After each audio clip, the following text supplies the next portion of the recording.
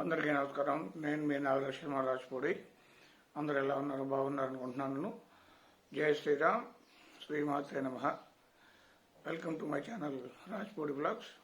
ఈరోజు అంటే 25వ తారీఖు శనివారం ఏకాదశి, తొలి ఏకాదశి రోజు అయింది. ఆ రోజు తొలి ఏకాదశి ఏ దేవుణ్ణి పూజిస్తే ఎటువంటి ఫలితం వస్తుంది, ఏవైనా దానికి సంబంధించిన పరిహారాలు ఏంటి అన్న విషయాన్ని చూస్తే 25 జూలై 2026 శనివారం తొలి ఏకాదశి. ఇది అత్యంత పవిత్రమైన రోజు. శ్రీ మహావిష్ణువు స్వరూపమైన భగవాన్ వెంకటేశ్వర స్వామి, తిరుమల వెంకటేశ్వర స్వామికి ఆ రోజున విశేష పూజలు చేయటం వల్ల సమస్త పాపాలన్నీ కూడా తొలగి మనోభీష్టాలన్నీ కూడా నెరవేరుతాయండి. నేను చెప్పిన విధంగా 5 వరిపిండి దీపాలు అంటే పిండి దీపాలు వెలిగించి 21 సార్లు ఓం నమో వెంకటేశాయ అనే మంత్రాన్ని జపించడం ద్వారా చాలా విశేషమైన ఫలప్రదమైన ఫలితాన్ని మీరు పొందవచ్చు. తొలేకాదశి వరిపిండి దీపాల పూజా విధానం ఎలా ఉంటుందంటే, కావలసిన దానికి సామాగ్రి ఏమిటంటే, ముందుగా కాస్త వరిపిండి తీసుకోవాలి. వరిపిండి అంటే ఏం లేదండి, ప్రత్యేకంగా ఏముండదు. బియ్యపిండినే వరిపిండి అంటారు. వరిపిండి, బియ్యపిండి, బెల్లము మరియు ఆవు పాలు, ఇవి పిండిలో వేసి కలపడానికి కావాలి. అలాగే ఆ పిండి దీపాలు చేసిన తర్వాత దానిలో వేయటానికి ఆవు నెయ్యి లేదా నువ్వుల నూనె కావాలి. అలాగే ఒత్తులు, పత్తి ఒత్తులు లేదా తామర ఒత్తులు, ఏదైనా కానీ మీ ఇంట్లో సౌలభ్యం చూసుకోండి. అలాగే పూజకు పువ్వులు, పసుపు, కుంకుమ, తులసి దళాలు కూడా కావాలి. ఈ దీపాలు ఏ విధంగా తయారు చేసుకోవాలి అంటే, బియ్య పిండిలో కొద్దిగా బెల్లము, ఆవు పాలు లేదా నీరు, అంటే అవి సరిపోకపోతే నీరు కూడా వేసి చపాతీ పిండిలాగా కలిపి వాటిని ప్రమిదలాగా తయారు చేసి అందులో ఆవు నెయ్యి కానీ నువ్వుల నూనె కానీ పోసి ఒత్తి వేసి 5 దీపాలు తయారు చేసుకోవాలి. ముందుగా పూజా మందిరంతో దేవుళ్ళందరూ కూడా శుభ్రం చేసుకుని వారికి పటాలన్నిటికీ, విగ్రహాలన్నిటికీ బొట్లు పెట్టి ఒక పీట వేసి ఆ పీట మీద క్లాత్ అంటే గుడ్డ పరిచి దాని మీద బియ్యము లేదా పసుపు అక్షింతలు వేసి ఈ 5 వరిపిండి దీపాలు వరుసగా ఇలా పటాలకు ఎదురుగా పెట్టి వాటికి పసుపు, కుంకుమలు కూడా అన్ని కూడా గంధం శుభ్రంగా అలంకరణ అయితే చేయండి.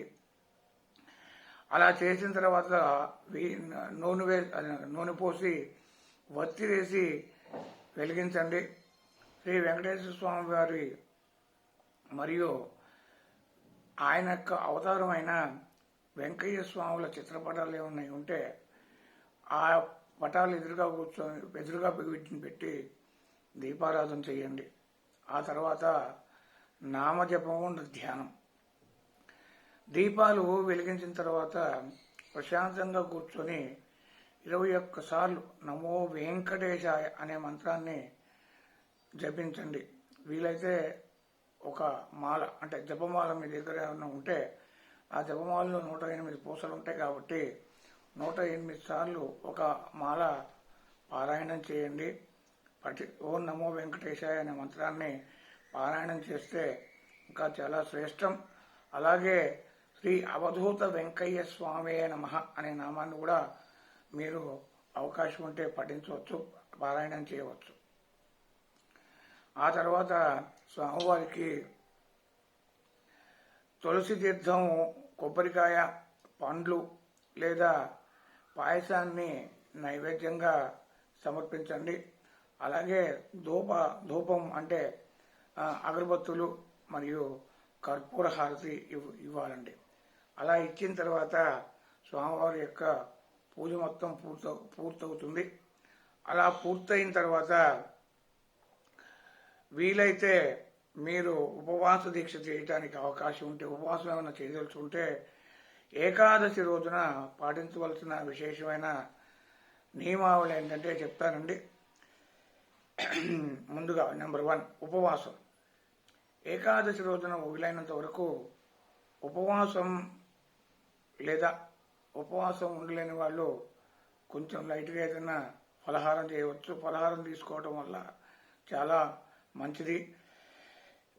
ఫలహారం అంటే ధాన్య ఆహారం, అంటే ముఖ్యంగా బియ్యము అన్నంతో చేసిన పదార్థాలు ఏమి కాకుండా ఫల అంటే పండ్లు కానీ, తర్వాత బియ్యంతో చేయని పదార్థాలు ఏమన్నా ఉంటే అవి కానీ ఉపాహారంగా తీసుకోవచ్చు. అలాగే తులసి పూజ, రెండో నియమం తులసి పూజ. శ్రీవారికి అంటే వెంకటేశ్వర స్వామి వారికి అత్యంత ప్రీతిపాత్రమైన తులసి మొక్క వద్ద మీరు దీపం వెలిగించి ప్రదక్షిణ చేయండి. అలాగే ఇంకొక ముఖ్యమైన విషయం ఏంటంటే ఈరోజు ఏకాదశి కాబట్టి ఏకాదశి రోజున తులసి ఆకులు కొయ్యకూడదు. ఆ క్రితం రోజే మీరు కోసి ఉంచుకోవాలి. అంటే తులసి దళాలని తులసి దళాలతో పూజ చేయాలి కాబట్టి మీరు ముందు రోజే కోసి పెట్టుకోవాలి. ఏకాదశి రోజు మాత్రం కోయకూడదు. అలాగే మూడో నియమం జాగరణ. ఏకాదశి రోజు రాత్రి వీలైతే స్వామివారి నామస్మరణ కానీ లేదా విష్ణు సహస్రనామ పారాయణం కానీ చేస్తే పారాయణం చేస్తూ రాత్రి మొత్తం జాగరణ చేస్తే అక్షయ పుణ్య ఫలాన్ని ఈ యొక్క ఏకాదశి ఇస్తుంది. అంతేకాదు నాలుగో నియమం వచ్చేసి దానాలండి. మరుసటి రోజు అంటే ఏకాదశి మరుసటి రోజు ద్వాదశి రోజు ఉదయాన్నే పారాయణం అంతా కూడా పూర్తి చేసి పేదలకు లేదా బ్రాహ్మణులకు అన్నదానం కానీ లేదా స్వయం పాక ద్వానం కానీ, అంటే ధాన్యము, పప్పు, ఉప్పు ఇవన్నీ కూడా అంటే స్వయం పాకం అంటారు, అదే వాయనం కూడా అంటారు, కొన్ని ఏరియాల్లో మోయన్ అంటారు. కాబట్టి ఇదంతా అది బ్రాహ్మణులకు దానం చేయటం వల్ల వ్రత ఫలితము పూర్తిగా మీకు అందడానికి ఆస్కారం ఉంటుంది.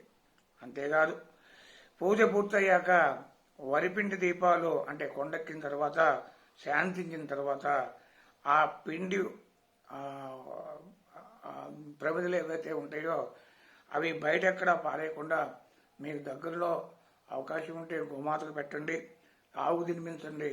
ఒకవేళ ఇక్కడ ఆవు దొరకని పక్షంలో ఆ పిండి దీపాలు మీరు తినగలిగితే శుభ్రంగా మీరు వాటిని భుజించండి.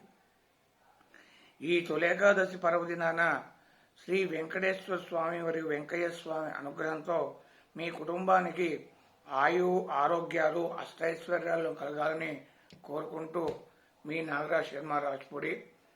ఈ వీడియో కనుక మీకు నచ్చినట్లయితే లైక్ చేయండి, షేర్ చేయండి, సబ్స్క్రైబ్ చేయండి, 10 మందికి షేర్ చేయండి, లైక్ చేయండి, షేర్ చేయండి, సబ్స్క్రైబ్ చేయండి. ధన్యవాదాలు. జై శ్రీరామ్. జై శ్రీమాత్రే నమః.